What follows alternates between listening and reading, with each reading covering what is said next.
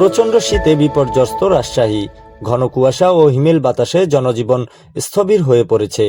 এই পরিস্থিতিতে সবচেয়ে বেশি দুর্ভোগে পড়েছেন শহরের ছিন্নমূল ও ভাসমান মানুষগুলো। ফুটপাত, রেল স্টেশন ও বাস টার্মিনাল, খোলা আকাশের নিচেই রাত কাটাতে হচ্ছে তাদের। অপর্যাপ্ত শীতবস্ত্র ও উৎসব খাবারের অভাবে স্বাস্থ্য ঝুঁকি বাড়ছে দিন দিন।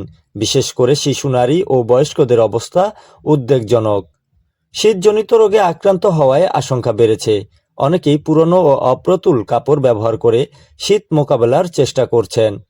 দিনের বেলায় কাজের সুযোগ সীমিত থাকায় আয়ের সংকট আরও প্রকট হয়েছে।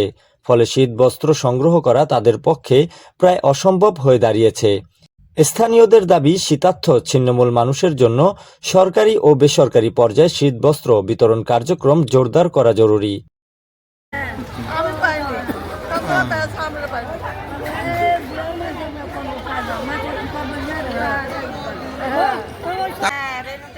আমরা কিরাম করি, চা চিনছি, দুপুর দান্দা করে খাই, এই স্টেশনে আমরা পড়ি থাকি।